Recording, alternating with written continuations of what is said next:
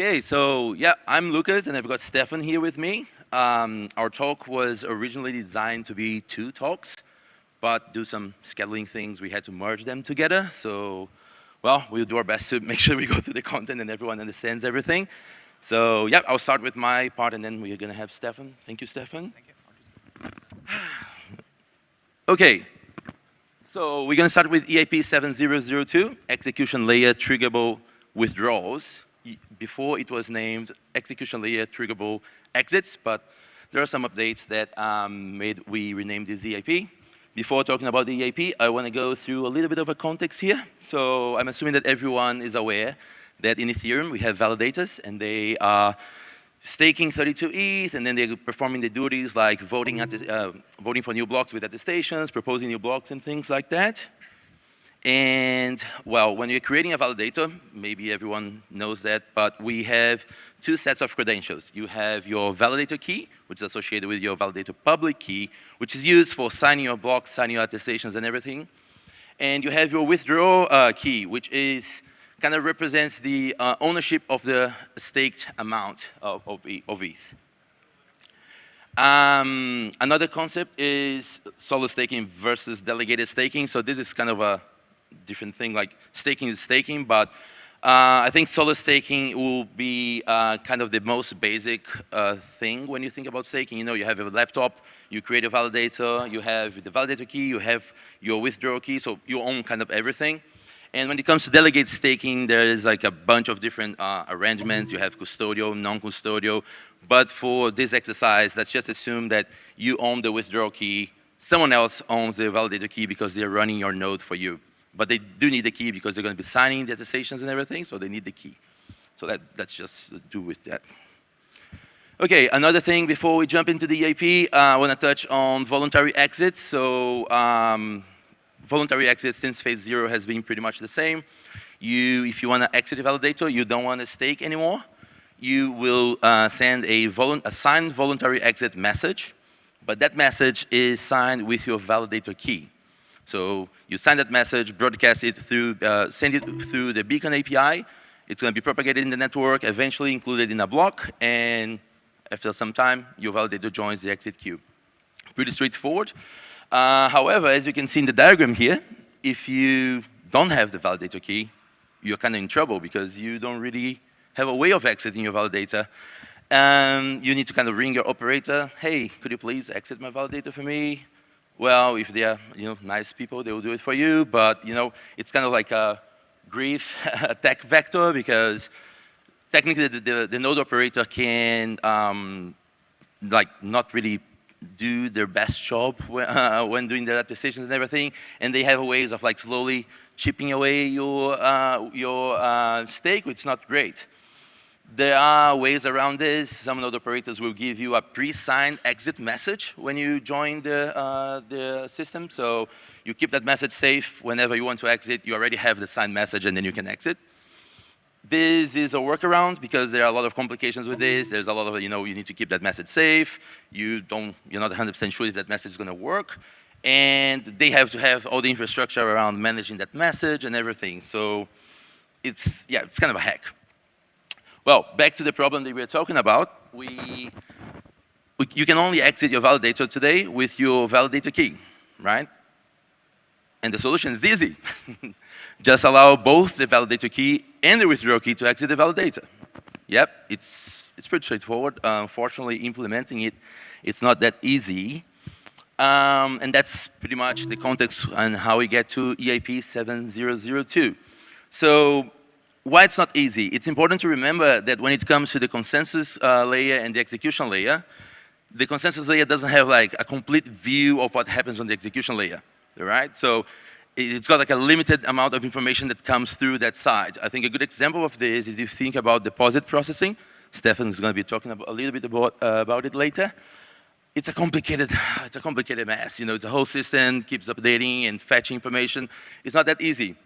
So what we really need is we need a mechanism to create a message on the execution layer, send that message all the way to the consensus layer, but that message has to be authenticated with an account on the execution layer side, but at the same time, all the authorization happens on the consensus layer side, because the consensus layer is the one that knows who's the validator, what's the withdrawal credential associated with that validator, what's the balance, and all this kind of stuff. So that's the kind of the thing that we're trying to solve here. And that's pretty much the idea with withdrawal requests. So it's a request that comes from the EL, goes to the CL, and it's got pretty much three pieces of information. One is the source address, which is supposed to be the address that you have set as withdrawal credential on your validator. The public key, which is basically what is the validator that you are sending this request to, and the amount, which is an interesting one. So before we didn't have the amount. So the amount was introduced because after EIP-7251, if you guys were here to listen to Paul's talk on MaxEB, now it's possible for validators to have more than 32 ETH balance, right?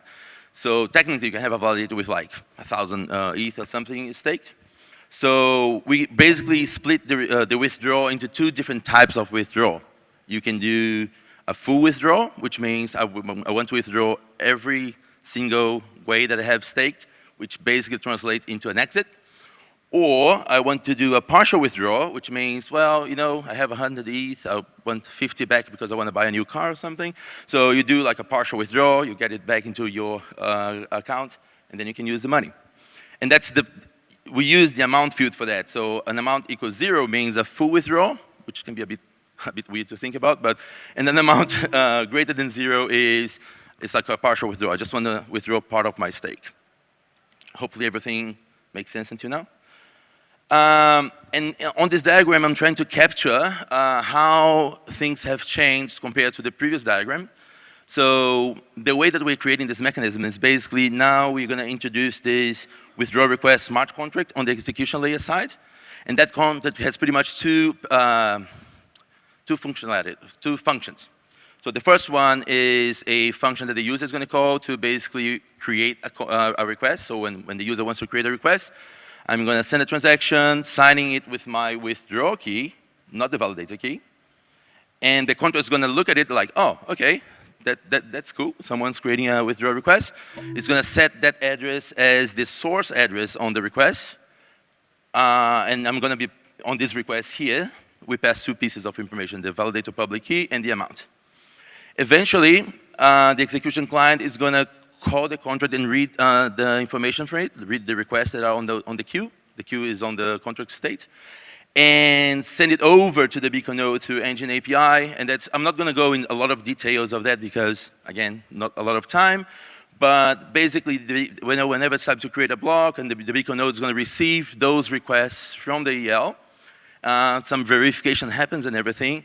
And then the authorization part happens on the consensus side. It's going to look at the request, make sure that the source address, so the account that is sending this transaction here, matches the withdrawal credentials on the validator on the consensus side, and some other rules, you know, make sure that you're creating a request for the right validator and everything. Cool. So hopefully this makes a bit more sense. One interesting thing to note here, and that was actually probably like half of my original talk, is that when you look at this, this kind of orange area here, you can see that this mechanism for sending requests from EL to CL can be quite useful for a bunch of different things. And yep, we did notice that, and that's why we have EIP-7685, which introduced this concept of general purpose execution layer requests. So now we already have all this mechanism for creating different types of requests. For the next fork spectra, we already have 3 types of requests. We have withdrawals, the ones that we were just talking about. We have deposits, the one that Stefan's going to be talking about. And if you were here for the previous talk, consolidations, it also happens through a execution layer request. So that was kind of the most interesting part of this system. So yep, take a look into that because it's pretty cool. Before I finish, I just want to go through a few caveats because, you know, there's no free lunch. There's always something that you need to give away. So the problem with withdrawal requests and kind of the execution requests in general is that but creating a successful transaction on the EL side, like creating a request, doesn't guarantee that that request is going to be successfully processed on the consensus layer side. I know it sounds a bit weird, so the user experience is a bit clunky. You kind of need to look at the consensus side, make sure that everything works out, create the request, and just kind of hope that nothing's going to change in this in between. Hopefully it's not going to be too bad, but it can happen. And another interesting thing is, if you currently have a validator, and your validator has a contract address set as withdraw credentials, well, things are going to be a bit more complicated. For those of you who are familiar with the EVM, the contract that is creating the request is not looking at the transaction sender for authentication. It's looking for the message caller. So that means that if you are interacting with the request contract using a smart contract, the smart contract address is going to be the one that's going to end up on the source address, right? So for this whole thing to work, your validator withdraw credentials has to be the contract address, not the account that is sending the transaction. So again, I'm sorry for you if you're in this situation. Hopefully if you have an upgradable smart contract, you can kind of get away with it. You can use like delegate calls and do some very smart stuff to make it work. That's not my expertise, so I'm not going to talk too much about it, but there is a way for you. But yeah, just keep that in mind when you are looking into this. Oh yeah, one important thing is that this does not replace voluntary exits. Voluntary exits are still the easiest way to exit your validator. If you have the validator key, you sign the message, it's going to be broadcast to the network. It doesn't cost you gas or anything. There's no transactions involved. So yeah, keep doing that if you can. But this is basically like a way of kind of filling that gap that we have on those scenarios where you don't have your validator key. And quickly, before I run out of time, I just want to mention that withdrawal requests are different from withdrawals, in the sense that, if you guys remember Capella, that's when we introduced withdrawals. A withdrawal request can eventually generate a withdrawal when you're doing like a partial withdrawal, but they're not the same thing, just because you have the terminology and things like that.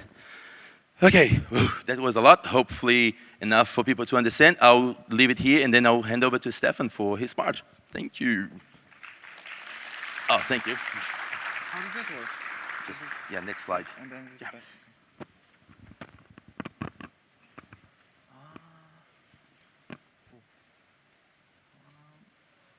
Okay. Hello. So I'm going to talk about EIP-6110, which is supply validator deposits on chain. And you may wonder what this EIP is about, because validator deposits are already on chain. But the keyword here is supply.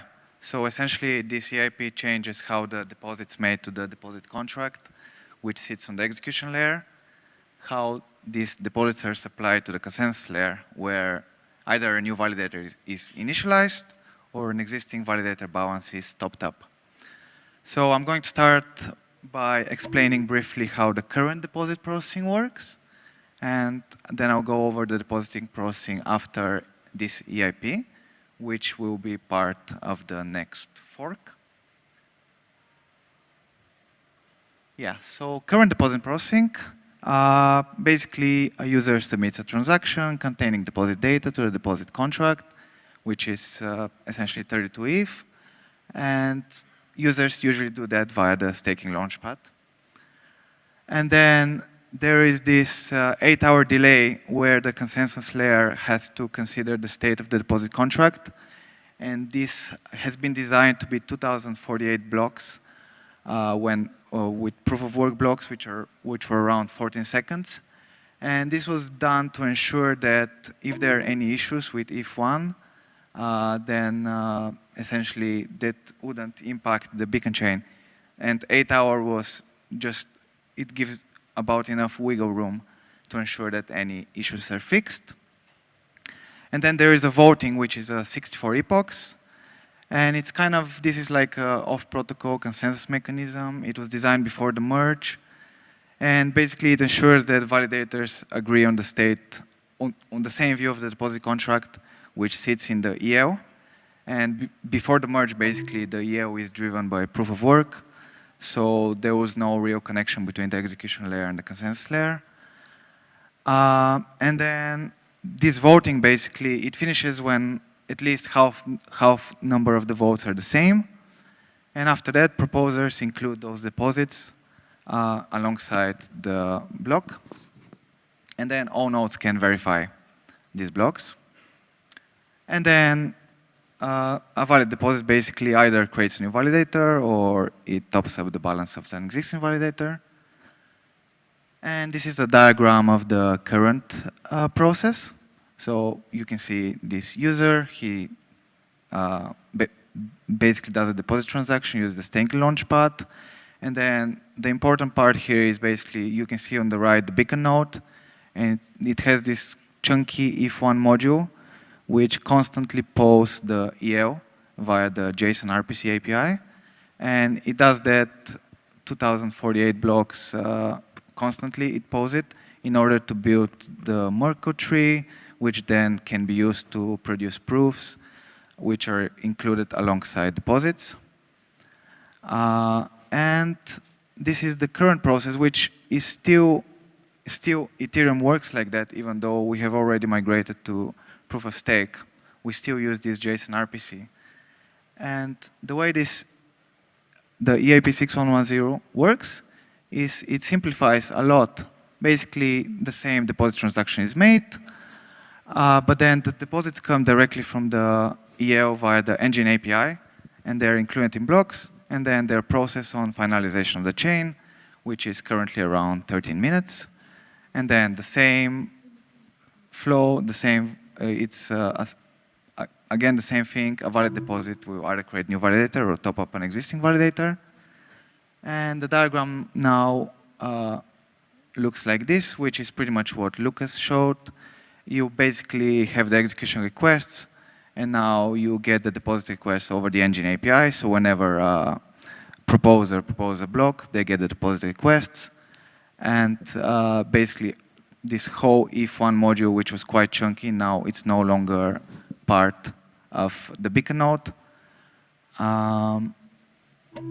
So this is the diagram. And to quickly summarize the advantages of the EIP, basically, there is nowadays a delay of around 11.4 hours before your validator is added to the activation queue.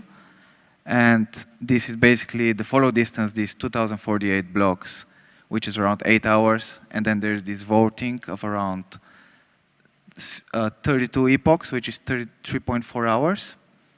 And now this is reduced to just around 13 minutes or 2 epochs. And another advantage is the increased security, because we no longer rely on this off-protocol mechanism. Now we just inherit the security of the chain.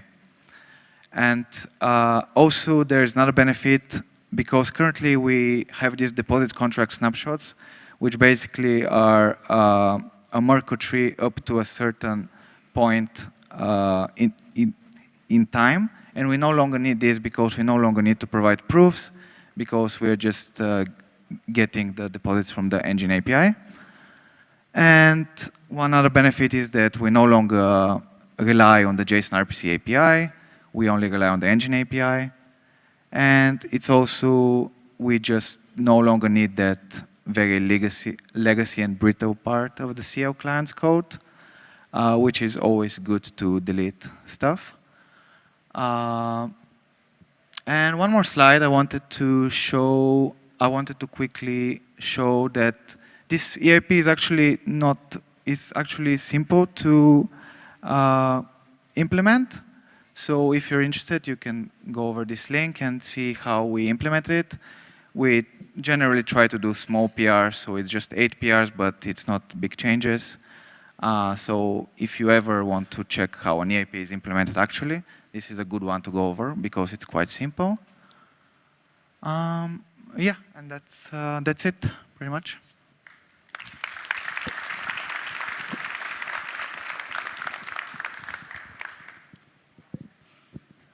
Thank you, thank you. We're going to get to some questions now. And And again, if you're new to seeing a talk today, scan the QR code, add your question, and you can vote if there's one that's already there and you would like to see it answered, just to make sure it gets answered and pushed to the top of the queue. Thank you, thank you. So we will start with why a valid request from the execution layer would be rejected on the consensus layer. I can probably take that one. It's hard to go through all the different reasons why. I think the best way of thinking about it is that I like to separate that the EL is doing the authentication side of the request and the CL is doing the authorization side of the request. So I think the easiest example that I can think of, for example, for withdrawal requests, let's say that you create a request for someone else's validator, right? So the transaction is going to be successful, the request is going to be added to the contract, but when the CL receives that request, it's going to try to match the source address with the validator withdrawal credentials. It's going to say, well, you don't really own that. You can't really do that, right? So that's one of the reasons. Yeah, like there are other more specific rules that can, but I think that's probably the easiest way to think about it. The EL doesn't really know the business rules on the CL side in the same way that the EL can't really validate beforehand that that's the right validator. So that's kind of part of the reason. Hopefully, yeah, that's it. Thank you. And it looks like we have another one for you right again. So why do you think contract address as a withdrawal credential is a caveat? It's it's more like it's a more complicated thing because there are two problems with this. One is that currently the validator withdrawal credentials cannot be updated. So once I didn't really touch on the whole BLS credential side of things, which is something that already was there before, but the way that it works right now, once you set your validator withdrawal credentials to one address, you can never change that address.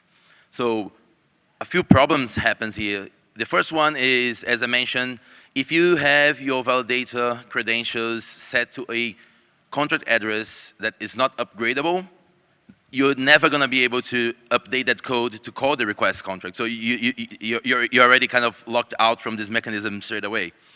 If you have an upgradable contract, you can write some code to kind of get around it. So it's more like a caveat in terms of something that people need to get their heads around and make sure that they consider when they're implementing.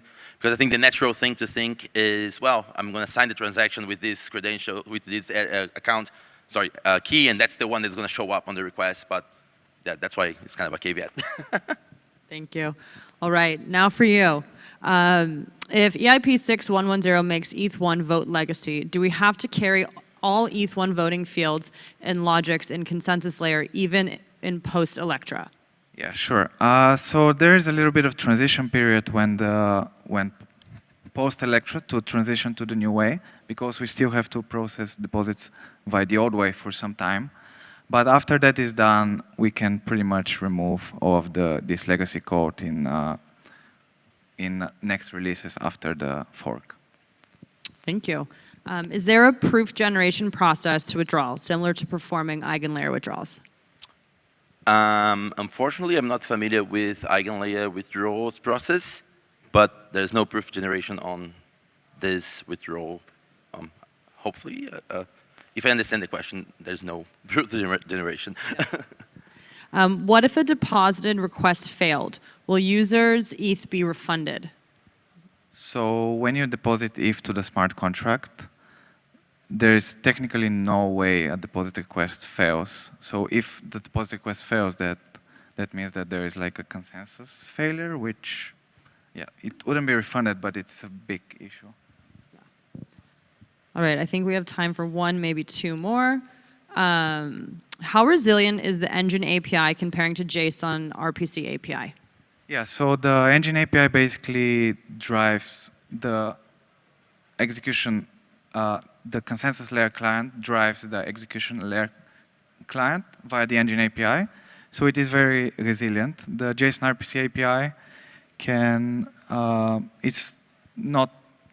it's still very reliable, but it is not critical. So there could be some implementations in some clients which are less reliable than the engine API, which is very, very critical.